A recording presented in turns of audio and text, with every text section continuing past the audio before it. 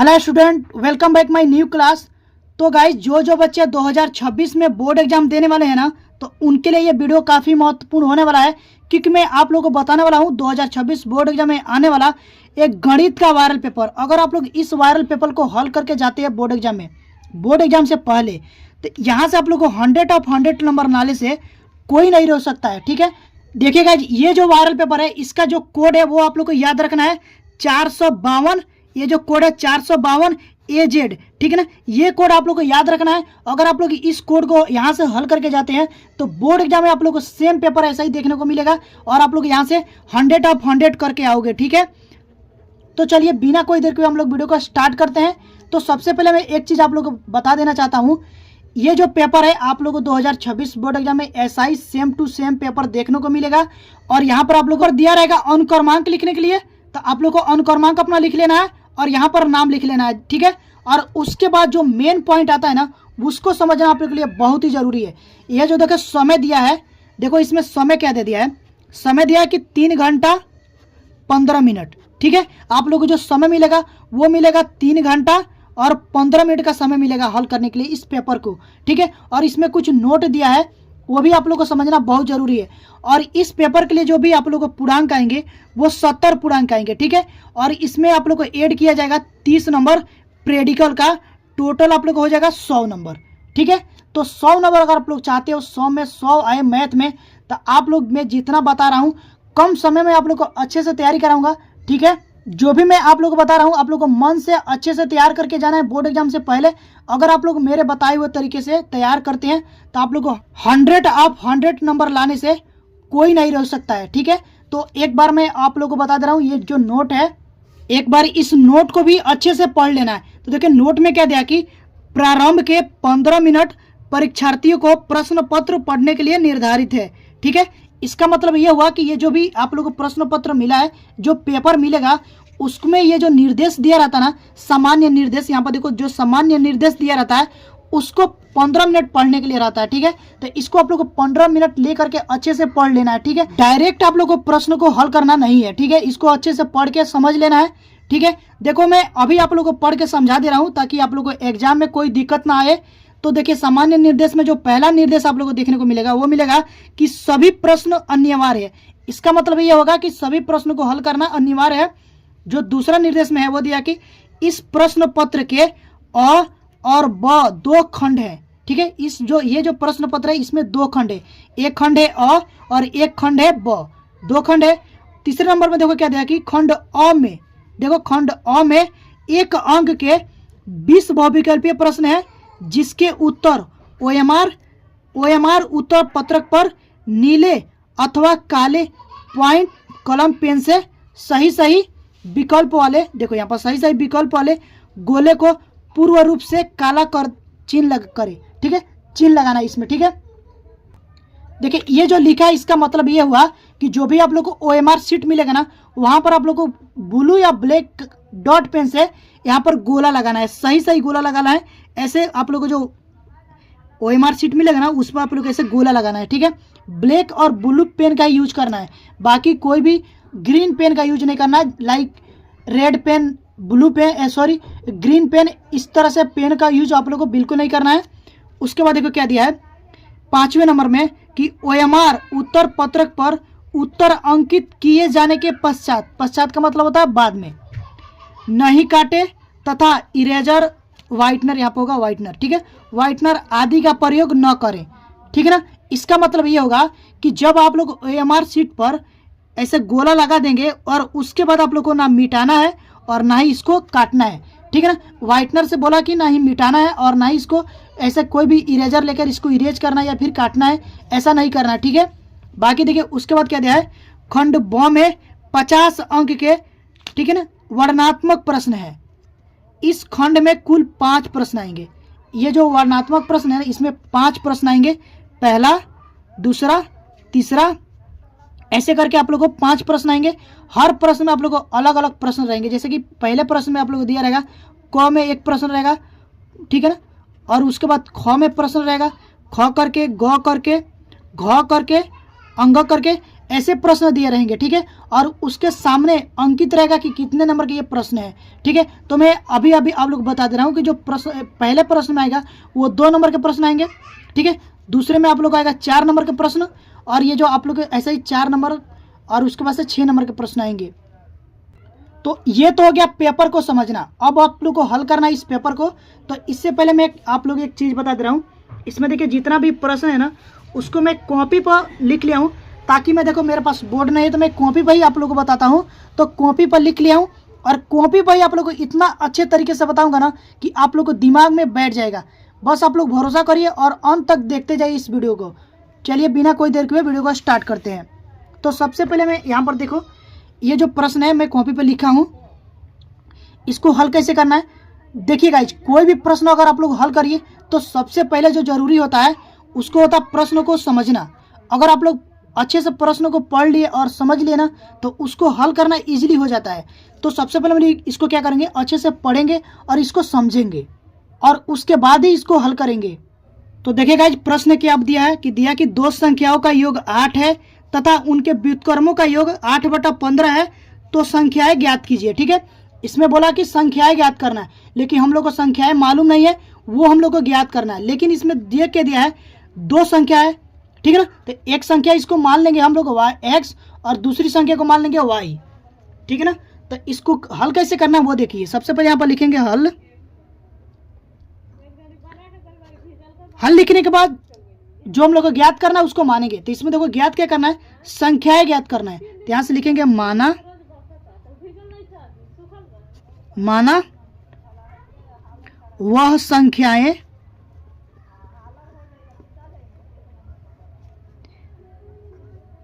x तथा y है, ठीक है। वो जो संख्या हम लोग को ज्ञात करना था वो क्या है, x है और y है। अब देखिए क्या बोला है कि प्रथम शर्त में ये देखो क्या बोला है, देखिए 2 संख्याओं का योग 8 है, ठीक है ना। तो यहां से लिखेंगे प्रथम शर्तानुसार, प्रथम शर्तानुसार। ये देखिए ये मैं ग्रीन पेन का यूज किया हूं, लेकिन आप लोग को ब्लैक पेन का यूज करना है, ठीक है ना। रेड पेन और ग्रीन पेन का यूज बिल्कुल बोर्ड एग्जाम में नहीं करना है। प्रथम शर्त में देखो क्या बोला कि 2 संख्याओं का योग 8 है। तो मान लेते हैं देखो एक संख्या x है और एक संख्या y माने हम लोग, और इसका योग जो है वो कितना है, 8 है, ठीक है ना। इन दोनों संख्याओं को जब हम लोग जोड़ते हैं तो 8 मिलता है। इसको मान लेंगे हम लोग समीकरण नंबर 1। उसके बाद देखो द्वितीय शर्तानुसार, तो यहाँ से लिख लेते हैं द्वितीय शर्तानुसार।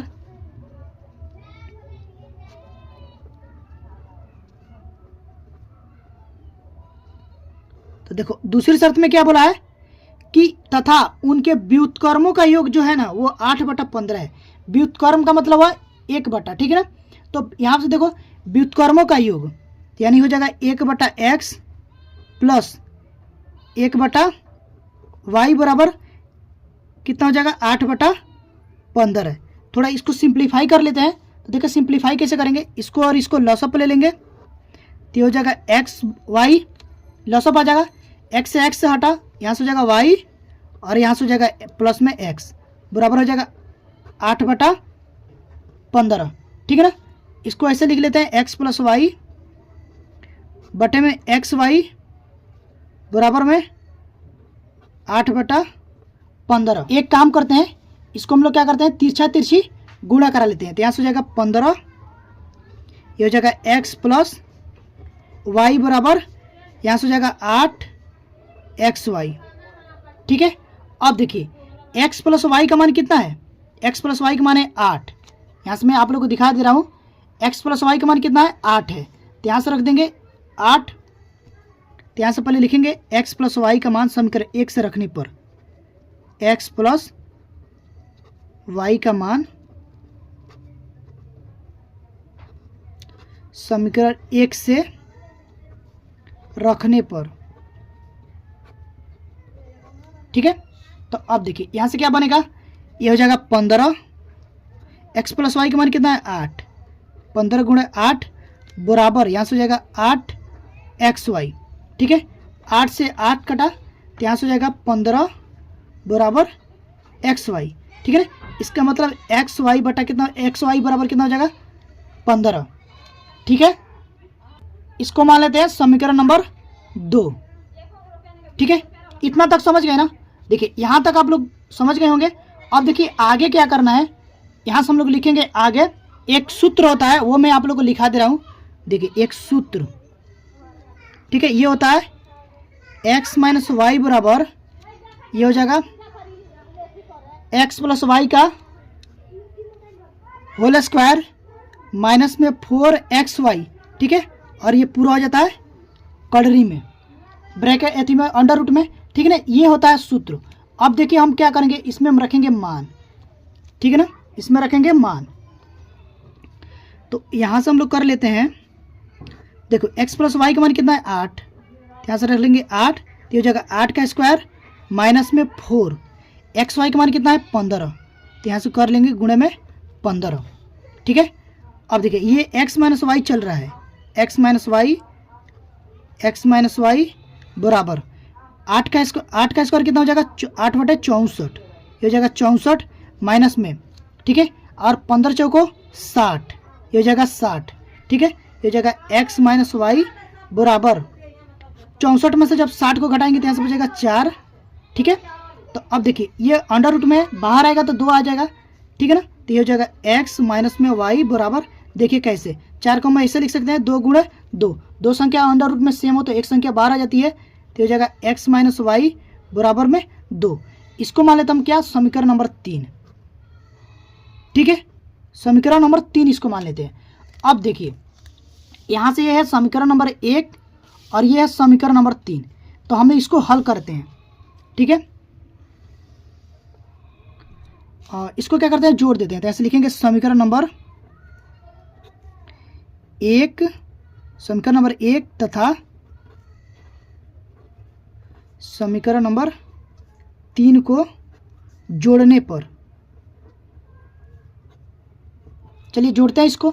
जब जोड़ेंगे तो यहाँ से देखो समीकरण नंबर जो 1 है वो है x प्लस वाई बराबर 8 और समीकरण नंबर जो 3 है वो है x माइनस वाई बराबर 2। जोड़ेंगे, जोड़ने पर चिन्ह वही रहता है, बदलता नहीं है।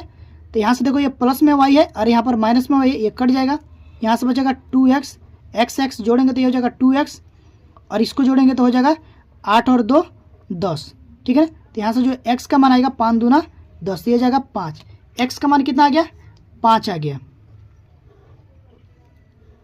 ठीक है, x का मान 5 आ गया। अब क्या करेंगे, x का मान उठा करके कोई भी एक समीकरण में रख देंगे तो y का मान आ जाएगा। यहाँ से हम लोग लिखते हैं x का मान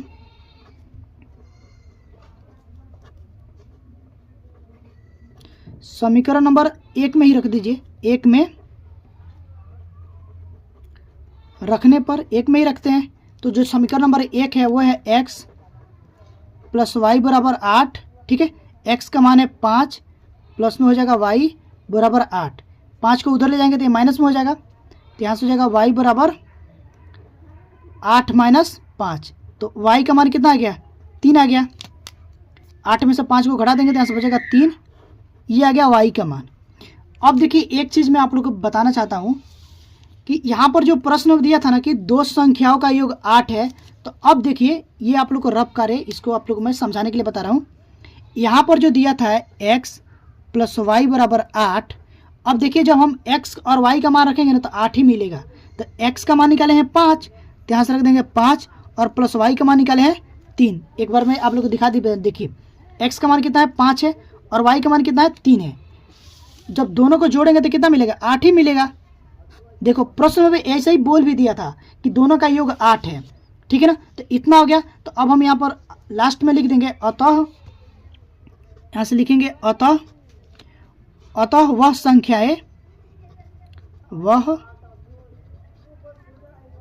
संख्याएं कितना हो जाएगा, पहला आप लोग हो जाएगा 5 तथा 3 है, ठीक है, और ये हो जाएगा यहाँ पर आंसर। तो उम्मीद करता हूँ कि ये प्रश्न आप लोग को जरूर समझ में आएंगे।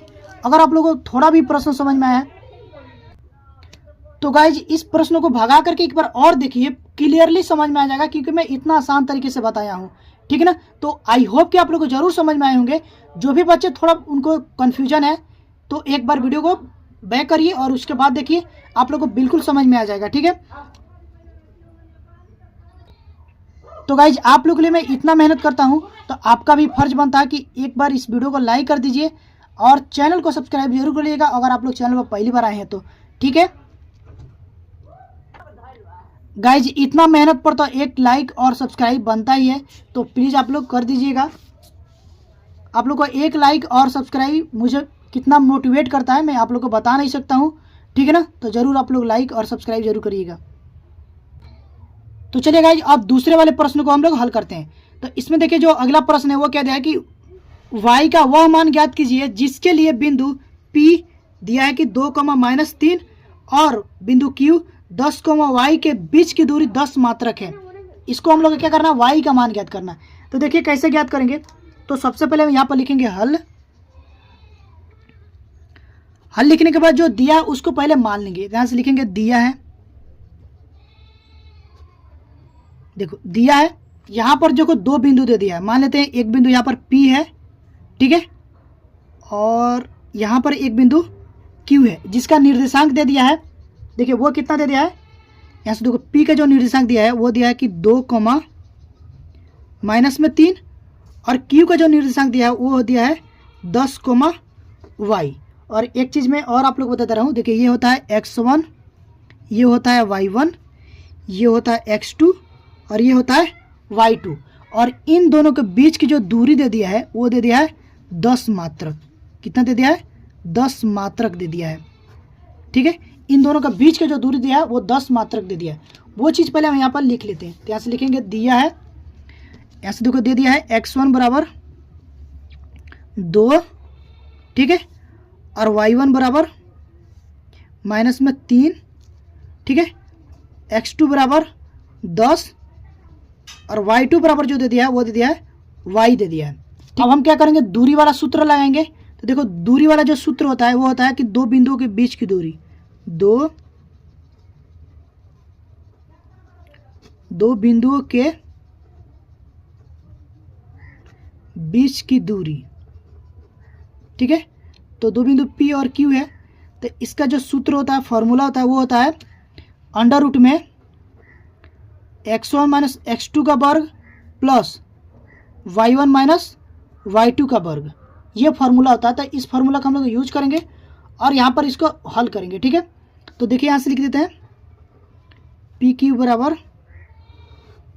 x1 का मान कितना है 2, यहाँ से रखेंगे 2 माइनस, ठीक है, x2 का मान कितना है 10, यहाँ से रख देते हैं 10 और इसका क्या करेंगे वर्ग करेंगे, प्लस है तो प्लस, फिर यहाँ पर देखो y1 का मान कितना है -3, प्लस है तो प्लस, और y2 का मान कितना है y, ठीक है।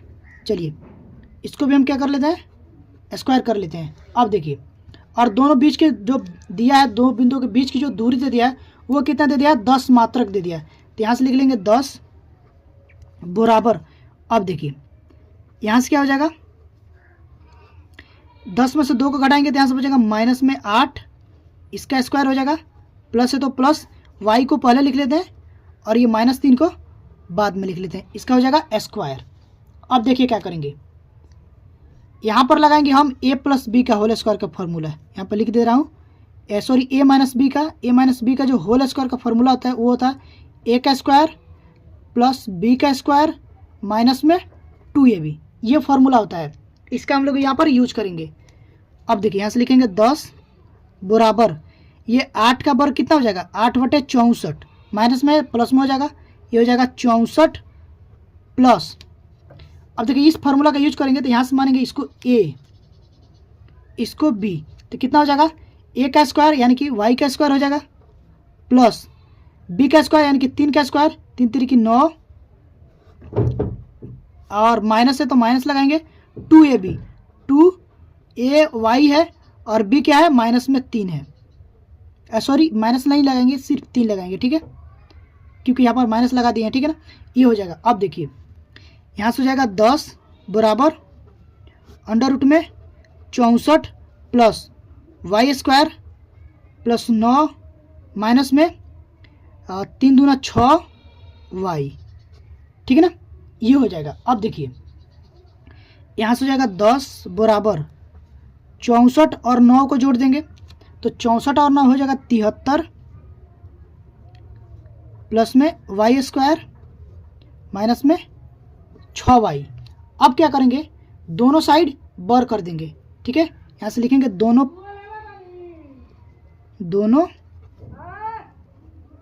तरफ वर्ग करने पर, दोनों तरफ वर्ग करने पर। ठीक है, चलिए वर्ग करते हैं। इधर भी वर्ग कर देंगे, 10 का भी वर्ग कर देंगे और यहाँ पर भी वर्ग कर देंगे। ये जो दिया है ना, पहले वाई स्क्वायर को लिख लेते हैं, वाई स्क्वायर माइनस में 6y और प्लस में 73 को लिख लेते हैं। इसका भी वर्ग कर देंगे। अब देखिए जब वर्ग करेंगे ना तो इससे ये कड़री हट जाएगा। ठीक है ना, और यहाँ पर 10 का वर्ग हो जाएगा 100 बराबर यहाँ से जाएगा वाई स्क्वायर माइनस में 6y प्लस 73।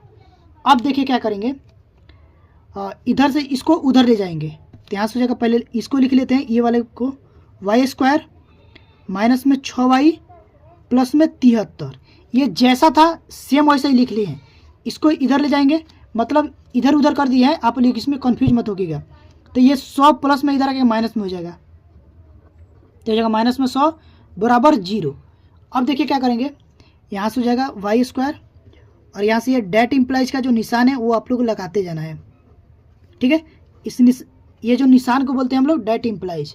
ठीक है, तो ये हो जाएगा वाई स्क्वायर माइनस में 6y और देखो 100 में से जब 73 को घटाएंगे तो यहाँ से बचेगा माइनस में 27। ठीक है, इक्वल टू 0। अब ये आ गया एक गुणनखंड के रूप में। अब इसका हम लोग क्या करेंगे, गुणनखंड करेंगे। ठीक है, तो देखिए गुणनखंड कैसे करते हैं, यहाँ से हो जाएगा वाई स्क्वायर और ये जो माइनस में 6y है ना, उसको ऐसे दो भागों में तोड़ना है कि जोड़ने और घटाने में तो माइनस में 6y आना चाहिए और जब उसको गुणा करें ना तो 27 आना चाहिए। ठीक है, तो वो संख्या क्या हो जाएगा, मान लीजिए कि माइनस में आप हो जाएगा 9y और प्लस में 3y। जब देखो 9y में से 3y को घटाएंगे तो यहाँ से आ जाएगा माइनस में 6y। जब इसको गुणा करेंगे तो 9 3 27 हो जाएगा, तो यहाँ से हो जाएगा माइनस में 27 इक्वल टू 0। अब देखिए क्या करेंगे, इन दोनों में देखें कॉमन क्या है, y कॉमन है तो यहाँ से लेंगे y कॉमन, तो यहाँ से बचेगा y माइनस में 9। ठीक है, प्लस यहाँ से देखो कॉमन क्या है, 3 कॉमन है तो यहाँ से लेंगे 3 कॉमन और यहाँ से हो जाएगा y माइनस में 9 3 27 इक्वल टू 0। अब ये दोनों सेम है तो इसको एक ब्रैकेट में कर लेते हैं, तो यहाँ से हो जाएगा y माइनस में 9 और एक ब्रैकेट में इसको कर लेंगे y प्लस 3 बराबर 0। अब देखिए क्या करेंगे, यहाँ से हम एक बार y माइनस, ये माइनस है, y माइनस 9 को 0 के बराबर रखेंगे तो y का जो मान आएगा वो आ जाएगा 9। ठीक है, एक बार y प्लस 3 को 0 के बराबर रखेंगे तो यहाँ से y का जो मान आएगा वो आ जाएगा माइनस में 3। तो देखो दूरी कभी भी माइनस में नहीं होता है। ठीक है ना, तो इसको नहीं लेंगे, हम इसको लेंगे। ठीक है, ये अमान्य हो जाएगा तो y का मान कितना आ जाएगा 9। ठीक है, तो यहाँ से लिखेंगे अतः y का मान, अतः y का मान 9 है। ठीक है, और ये हो जाएगा आंसर, दिख रहा है ना। तो अगर आप लोग को ये जो प्रश्न मैं आप लोगों को बता रहा हूँ और आगे भी और बताऊंगा प्रश्न, अगर आप लोग को ये समझ में आया है तो वीडियो को लाइक कर दीजिएगा और चैनल पर पहली बार आए हैं तो चैनल को सब्सक्राइब करके साथ ही साथ बेल आइकन को भी प्रेस कर दीजिएगा ताकि आने वाला वीडियो को नोटिफिकेशन टाइम पर मिलती रहे। तो गाइज अभी के लिए बस इतना ही, मिलते हैं इसी तरह की नेक्स्ट वीडियो में, तब तक के लिए थैंक यू फॉर वॉचिंग।